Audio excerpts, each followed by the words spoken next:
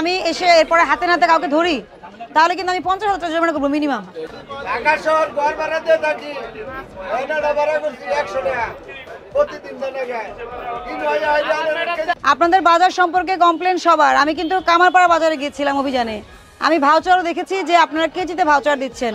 এই জায়গায় যত আড়ত আছে কেউ কেজি ছাড়া বেচে না, আমরা যত হকার আছি কেজি ছাড়া কেউ কিনে নিতে পারি না। সাদিয়া ফল ভান্ডার কত করে কিনছেন? 35 টাকা। কি 35 টাকা কি কেজি?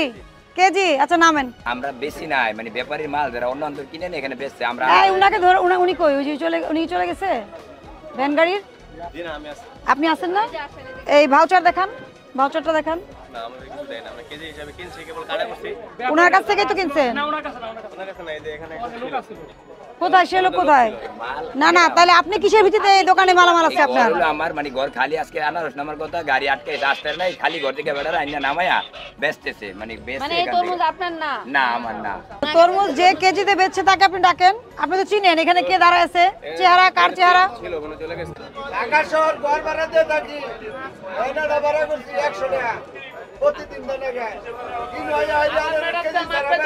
আছে একজন কথা বলবেন নাকি?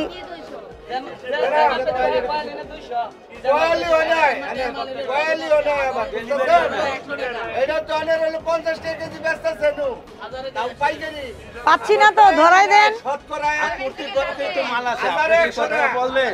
প্রত্যেক ঘরে মাল আছে, এই মালটা ডেলিভারি দিতে হবে, এরপর কোয়ালিটি দিতে হবে, 1000 10 টাকা।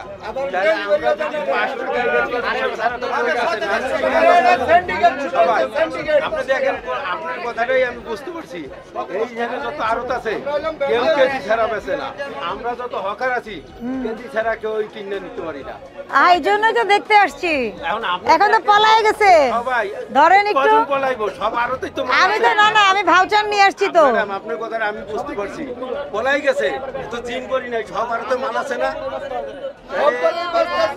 সবখানে কেজি কাস্টমাররা বুঝ দিতে পারে না, খালি তো কেজি না, কোয়ালিও নিব, আবার ডেলিভারিও দিতে হবে। দেখতেছি আপনার এখানে তরমুজ ব্যবসায়ীদের এত কমপ্লেন, আপনি তাহলে তাদেরকে দেন কেন? আরো কেজিতে বিক্রি হবে না, ঠিক আছে, পিসে বিক্রি হবে। আপনারা পিস করেই তো কিনে আনছেন। আমরা কিন্তু বলছি না যে লসে করেন, আমরা কি কোনো ব্যবসায়ীকে বলতেছি যে আপনি লসে বিজনেস করেন?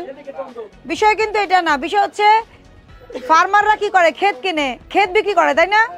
ক্ষেতে থেকে যিনি কেনে উনি আবার করে বাল্কে সেল করে, ওনারা কিন্তু পিসে করে, ওনারা কিন্তু কেজিতে করে না।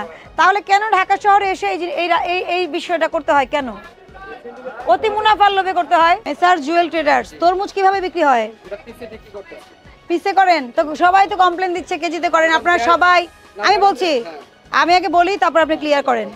আপনাদের বাজার সম্পর্কে কমপ্লেন সবার। আমি কিন্তু কামারপাড়া বাজারে গিয়েছিলাম অভিযানে, আমি ভাউচারও দেখেছি যে আপনারা কেজিতে ভাউচার দিচ্ছেন।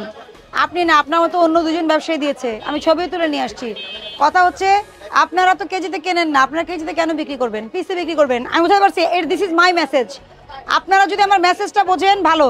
আমি কিন্তু কোনো আইনানুগ ব্যবস্থা গ্রহণ করছি না, আমি আপনাদেরকে সতর্ক করছি, যদি করেও থাকেন আর করবেন না। সরকারকে রেট দিয়ে দিয়েছে না, আপনার কেনার উপর ভিত্তি করে আপনি গ্রেডিং করে আপনি দাম নির্ধারণ করে আপনি পিস হিসেবে বিক্রি করবেন। কারণ এগুলো নিয়ে অনেক প্রবলেম তৈরি হচ্ছে। এগুলো ধরেন খুচরা বাজারে যাচ্ছে, ভ্যান আলা নিচ্ছে, নেওয়ার পরে এটা প্রাইস বাড়তে বাড়তে এমন পর্যায়ে চলে যাচ্ছে যে প্রচুর কমপ্লেন আসতেছে। রোজায় মানুষ যদি খেতে চায়, এটা তো একটা সোয়াবও। আপনি তো মানুষের, এটা কিন্তু একটা সেবাও। আপনি তরমুজ আনতেছেন বলেই তো মার্কেটে দিচ্ছেন, মানুষকে দিচ্ছেন, মানুষ খাচ্ছে, তাই না? আপনার বিজনেসও আছে, আবার সঙ্গে কিন্তু সেবাও আছে। তাহলে আপনাদের এটা মাথায় রাখতে হবে। আমি বলছি, যদি আমি এসে এরপরে হাতে নাতে কাউকে ধরি তাহলে কিন্তু আমি 50,000 টাকা জরিমানা করবো মিনিমাম। হ্যাঁ, আপনার এটা আমি সতর্ক করছি। আপনি করেন না, আমি এটা বিশ্বাস করলাম, কিন্তু ভবিষ্যতেও করবেন না, কারণ এটা একেবারেই নিষেধ। আপনি পিসে কিনে এনে কেন কেজিতে বিক্রি করবেন, তাই না? আমরা কিনে নি না, ওই জায়গা থেকে গৃহস্থ আছে, গৃহস্থকে আপনি বলবেন যেহেতু আড়ত আপনার, আপনি আড়ত দিচ্ছেন, একে কন্ট্রোল করার দায়িত্ব আপনার। আমি বোঝাতে পারছি? কারণ ভাউচার কিন্তু আপনার, ফার্মারের কিন্তু কোনো ভাউচার থাকে না, এটা মাথায় রাখেন। যার পকেটে নকল টাকা থাকবে সেই দোষী। আপনার এখানে বসে যেই লোকই এই কাজ করবে, দোষী কিন্তু আপনি হবেন। আমার মেসেজ ক্লিয়ার? ঠিক আছে।